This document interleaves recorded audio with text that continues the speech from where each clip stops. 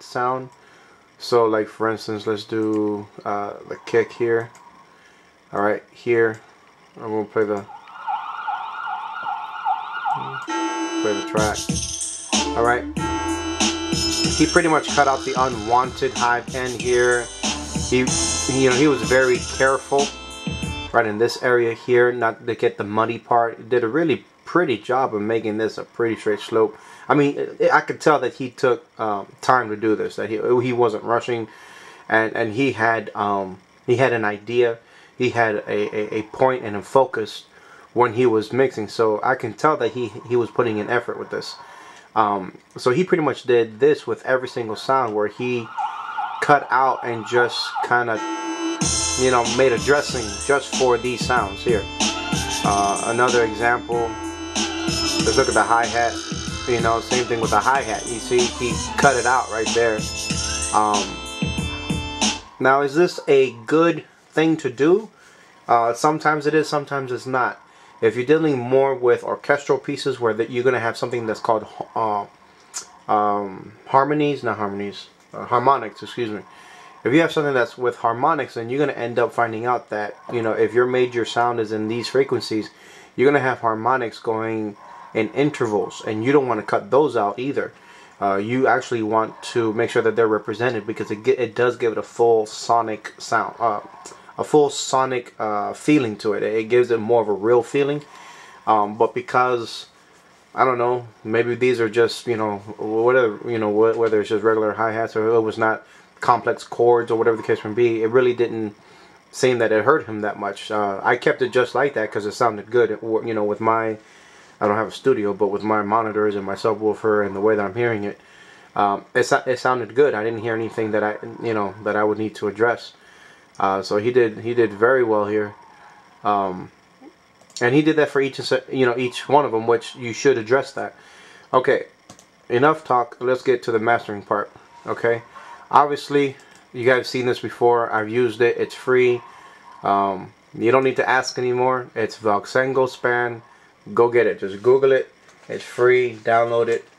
Okay, it's nothing really big. It's nothing humongous. Klondike time. Hold on. If I don't start eating it, it's going to melt and make a mess.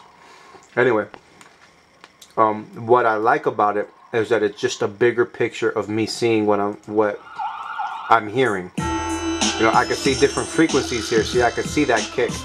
I can see that this is already going down. That's a good thing. I can see that the kick and the bass is separate.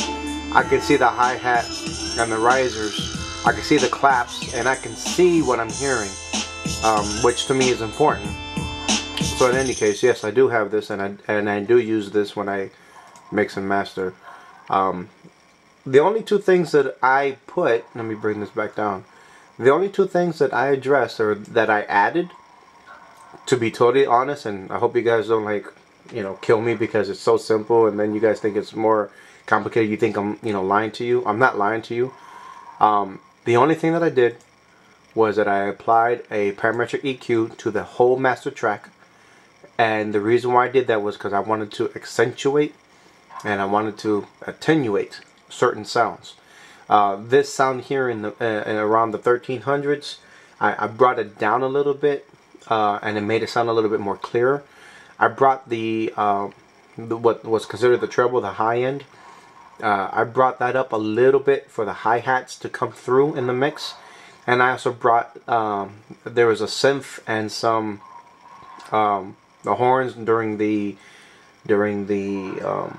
chorus, I'm assuming, during the hook or whatnot. The horns that were coming in, I wanted them to be a little bit clearer, which is the reason why I cut around 1300, but I brought up around 3600. Now, if you guys are trying to remember these numbers and write them down, stop doing that. Don't do that. Alright? If you have FL Studio and you use this parametric EQ, what you're going to end up seeing is that it's already labeled low bass, bass, low mid, mid, upper mid, presence, and treble. Okay? If you don't know what those things are, then I do suggest you do some research in your craft to understand what belongs in those things. That's why I have this picture in the back. I don't know if you guys noticed it. You guys can't see it or can't really read it. This here has all different instruments and where it belongs so far as in its proper range. Okay? That's very important to know, because then you should know relatively where certain sounds should be. You know, a trumpet should be around this size right here. Okay, you're not gonna find trumpets going down in the low bass end. Okay, so you should have at least that much of a knowledge of instrumentation. Okay, I did bump up a little bit in the 300s to get more of a punch in the kicks, and then I killed anything that was under 40, because even with a very, very good system, you know, with a 12-inch subwoofer or 15-inch subwoofer, it's going to come out a lot of the times as just heavy wind. You're not even going to really hear much benefit. It's actually going to do more damage, because that wind and that air that's pushing through, that muddy air, it's going to mask a lot of the kicks. It's going to dull the kicks out. It's going to you know, some of the claps or snares has a nice bottom, a boxy bottom. That's also going to be messed up too. So I decided to do the EQ first, and then after the EQ, so that I can use up that space that you saw. In order for me to use up this space here, all I did was use a fruity limiter. Okay? When I used the fruity limiter, all I did was I messed around with the threshold. I brought the threshold down so that I know, you know, if it goes under a certain number, or if it goes over this certain number, excuse me, that I'm going to start raising it by a certain ratio. I just messed around with these two things and put up the gain a little bit. That's all I did. I didn't do anything else. Okay, this is what it's going to look like. Alright, this is what I moved here. Alright, there's a little bend. I put that bend down right about there, and I brought up the ratio and then the gain to give it some more punch. Alright, right here you see how it's not passing 0 because I have a limiter. That's what you want. In case you can't see that, let me do dB meter so you can see. Okay, see, it's not passing that 0. Alright, before doing all this, Ahmed's mix, although it was a clear mix, it was a clean mix, notice where his mix was staying at. It wasn't even hitting 10, negative 10. And that's one of the reasons why it sounded like that. Now, yes, okay, you could definitely, let me back out real quick. You could definitely address that problem by bringing these levels up. Alright? And you could definitely do that. I chose not to do that because I thought, when I heard what he did, I thought that he did a good job mixing them together. Even though they were not all loud, it was a good job mixing them together. So I just wanted to make everything louder, and that's why I used the limiter. So with the parametric EQ, this is the limiter, and that's with the parametric EQ. And that's all I did. Thanks a lot. Thanks a lot, Ahmed, for being the first guinea pig. Thank you for allowing me to share and to critique. And I hope this was helpful. I know that there's a lot of YouTubers that really want to see what mixing is and what mastering is. I know that there's a lot of mixers and masters and producers that don't want to show that craft because that's how they get paid. And I totally understand that.